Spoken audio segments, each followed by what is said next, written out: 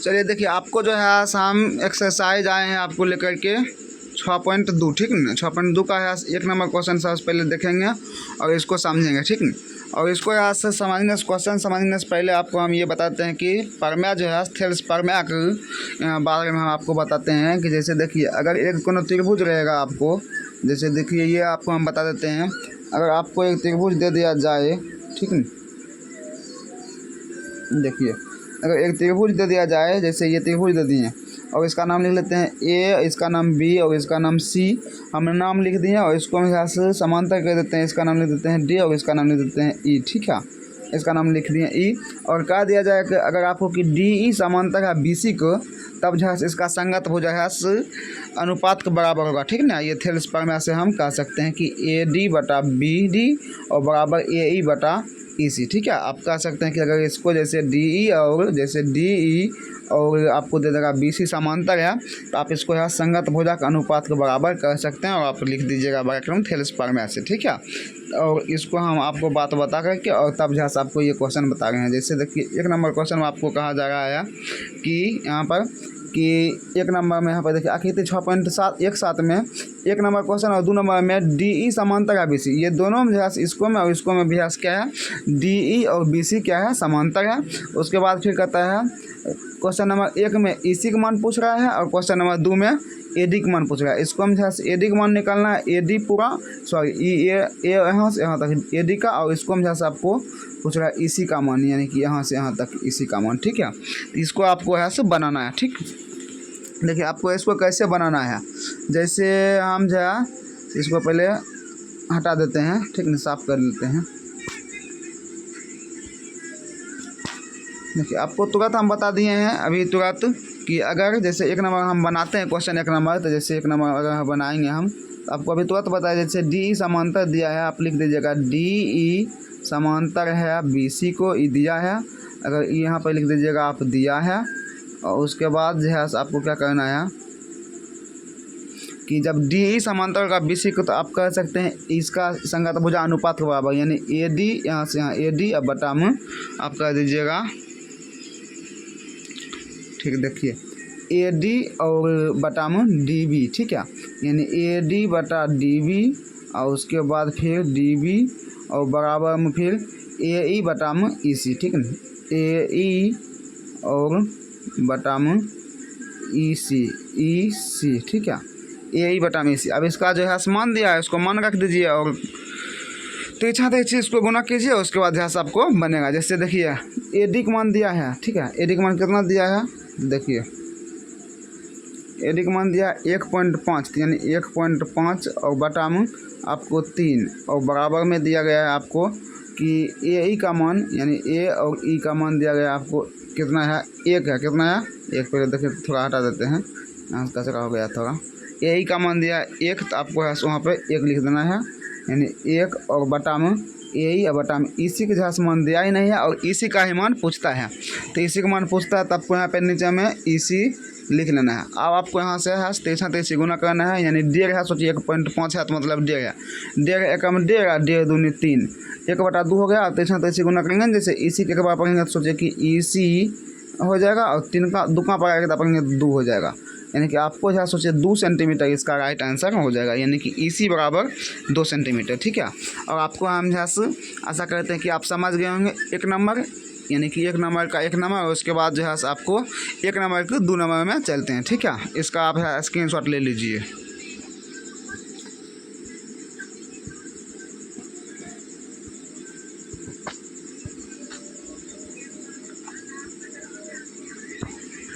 चलिए अब 2 नंबर में चलते हैं। 2 नंबर में कहता है 2 नंबर में, ठीक है। देखिए इसको हम भी डी ई समांतर दिया है बी सी को, तो इसको भी कह सकते हैं हम ए डी बटा में बी डी और ए ई बटा में ई सी, लेकिन ऐसे में है सो हो जाएगा ये भी।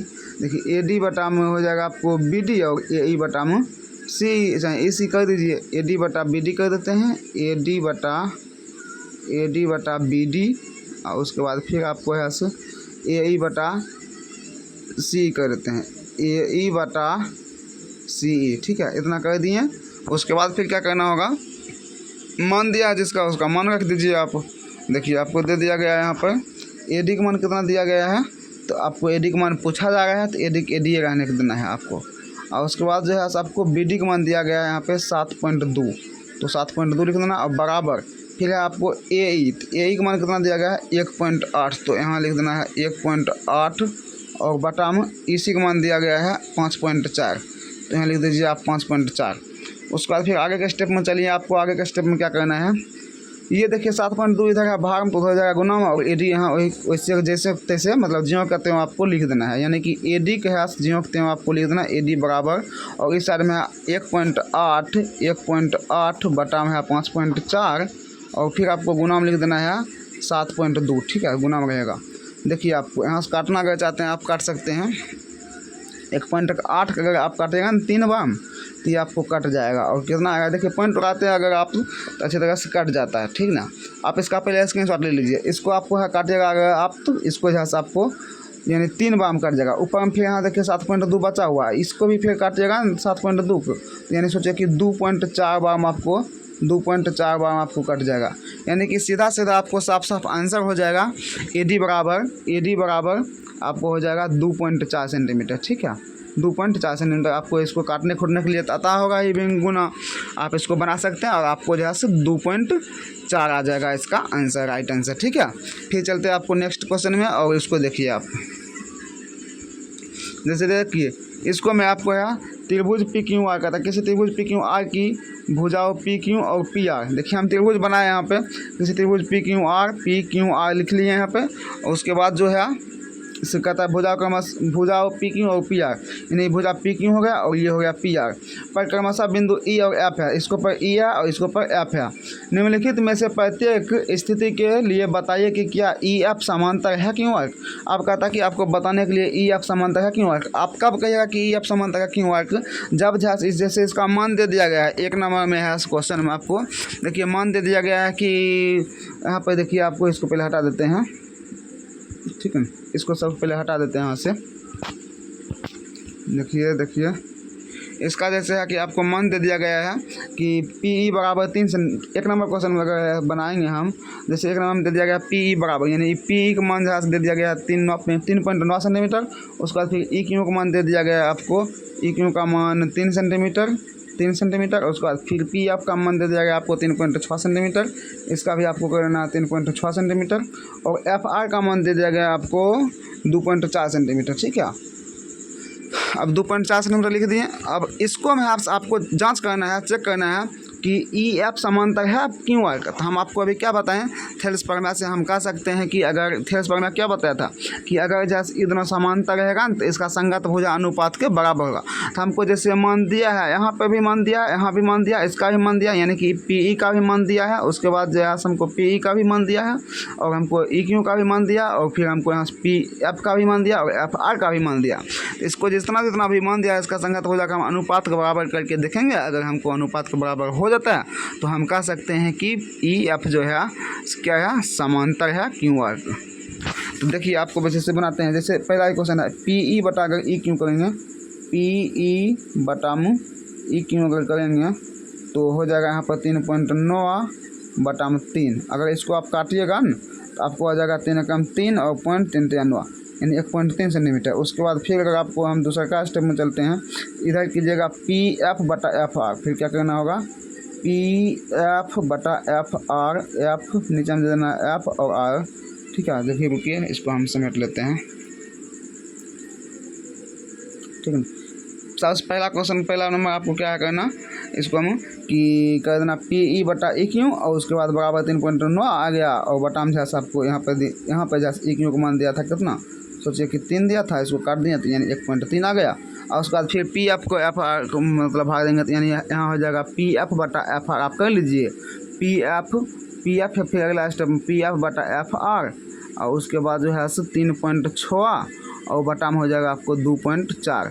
अब इसको अगर आप काटिएगा ना इसको, तो आपको इसका आधा हो जाएगा 1.8 और इसका आधा हो जाएगा 1.2, ठीक है। इस ऐसे होगा। अब फिर अगर काटेंगे और तो इसका हो जाएगा आपको 0.9 और बटा में 0.6।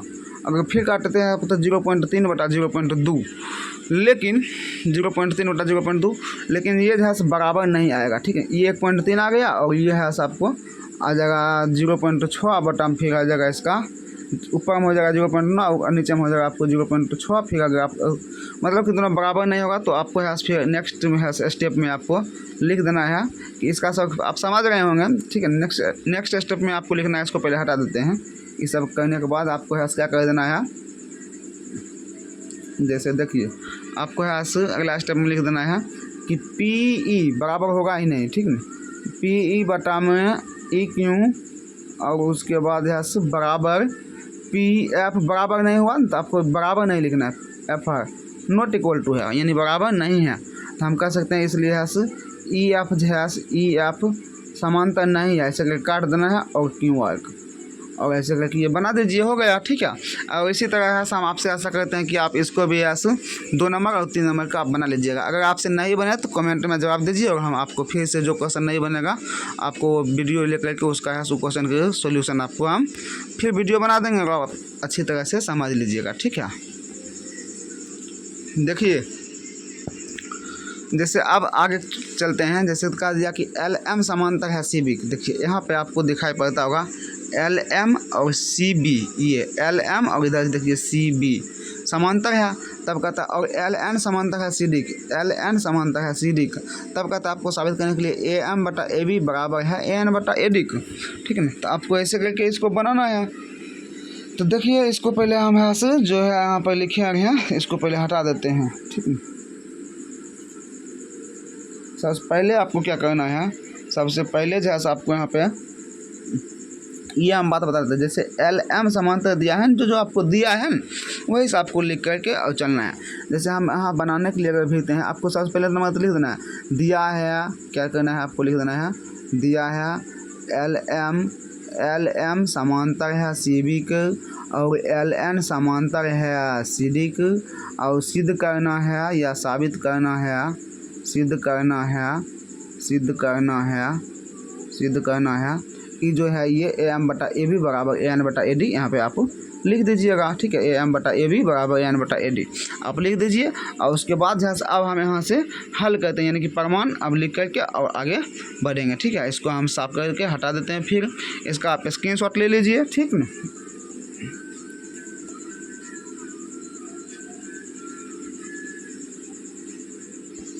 अब देखिए आप जो है यहाँ पर हम अब चलते हैं, आपको अब इतना बात लिख देने दीजिएगा आप जो चीज़ दिया है, उसके बाद जो है आपको यहाँ से प्रमाण लिख करके तब फिर आगे की ओर आपको चलना होगा। जैसे हम यहाँ पे लिख देंगे एल एम समांतर दिया है सी बी, तो यहाँ लिख देंगे दिया है, और जब एल एम समांतर होगा सी बी तो आपको हम कह सकते हैं कि यहाँ आप कह सकते हैं ए एल बटा में एल सी और बराबर में ए एम बटा में ए बी, ठीक है। पूरा बड़का लेना, देखिए आपको साबित करना क्या है, ए बी ए एम बटा ए बी, तो उस हिसाब से लेना है। ए एल बटा ए सी ले लीजिए, उसके बाद ए एम बटा ए बी ले लीजिए, ऐसे भी होता है। संगत भुजा आप कर दीजिएगा अनुपात के बराबर होगा। अगर समांतर आपको दे दिया जाए तो ऐसे भी आप कर सकते हैं। जैसे ये पहले छोड़ कर लेंगे ए एल बटा में ए सी, फिर यहाँ से ए एम बटा में ए बी, यानी कि ए एल बटा में क्या आपको लिखना है ए सी और बराबर में ए एम और फिर बटा में बराबर ला लेना फिर ए बी, और आपको यहाँ पर लिख देना है थेल्स परमेय से, इतना बात लिख ब्रैकेट बंद कर देना। और इसको आपको यहाँ से समीकरण फर्स्ट मान लेना है। अब इसको आप सबको समीकरण फर्स्ट मान करके और उसके बाद जैसे इसको रखने रहना है और फिर आपको आगे चलते हैं। इसको आप मान लीजिए और एल बटा ए सी और बराबर में है ए एम बटा ए बी, ठीक है। फिर आप समीकरण सेकेंड में चलते हैं, आपको आप इसका स्क्रीनशॉट ले लीजिए, ठीक है। फिर आप जो है जैसे अब आपको दिया है फिर एल एन समांतर सी डी, आप फिर लिख दीजिए एल एन समांतर सी डी दिया है और यहाँ लिख देंगे दिया है, क्या लिखेंगे दिया है, यहाँ ये बात लिख दिए और उसके बाद जो है आप ये बात लिख दीजिए, उसके बाद छोटा ही लिख देना है, ठीक है। यहाँ लिख देना है दिया है, ठीक है। आपको यहाँ इतना लिख दिए, क्या दिया है एल एन समांतर एसिडिक, एल एन समांतर एसिडिक, इसका भी संगत हो जाए अनुपात के बराबर होगा, तो इसको भी हम उसी हिसाब से मांगेंगे, पहले छोटा का उसके बाद फिर बड़ का। पहले ये बिचला के ले लीजिए आप ए एल बटा ए सी, उसके बाद ए एन बटा ए डी, पहले ए एल बटा ए सी और बराबर में ए एन बटा ए डी, और यहाँ आप ब्रैकेट में लिख दीजिए थेल्स परमेय से। उसके बाद इसको समीकरण सेकंड मान लीजिए, ठीक है। समीकरण सेकंड मान लेने के बाद जो है आपको क्या करना होगा, इसको मैं समीकरण सेकंड मान लेने के बाद आपको समीकरण फर्स्ट में आपको यहाँ जैसे निकाले हैं अभी तो तभी आपको समीकरण फर्स्ट में निकाले थे ए एल, ठीक है ना, ए एल बटा में ए सी और बराबर में ए एम बटा में ए बी, ये निकाले थे। तो अगर आप समीकरण फर्स्ट को और समीकरण सेकंड को देखते हैं दोनों का LHS समान है, और जब दोनों का LHS समान होगा ना तो आपको यहाँ से ये बात याद रखना होगा कि दोनों का RHS भी सामान्य होगा, ठीक है। तो आपको अब RHS भी ऐसे इसका सोचिए कि समान होगा। आप लिख दीजिएगा समीकरण फर्स्ट एवं सेकंड से, जब ए एल बटा ए सी, इसका भी ए एल बटा ए सी है तो लिख दीजिएगा समीकरण फर्स्ट एवं सेकंड से ए एम बटा ए बी बराबर होगा ए एन बटा ए डी को, साबित हो गया। लिख दीजिए समीकरण फर्स्ट एवं सेकंड से ये बात लिख दीजिए, और ए एम बटा ए बी, क्योंकि LHS समान होता है तो RHS समान होता है, ए एम बटा ए बी बराबर ए एन बटा ए डी हो जाएगा, बस साबित हो गया। आप लिख दीजिए यहाँ की प्रमाणित या प्रूव्ड हो गया, कोई दिक्कत नहीं है, ठीक है। हम आशा करते हैं कि आप समझ गए होंगे और आप अपने दोस्तों में भेजिए, शेयर कीजिए और इसी तरह का आपको यहाँ आपको बीच क्वेश्चन लेकर के आते रहेंगे, ठीक है।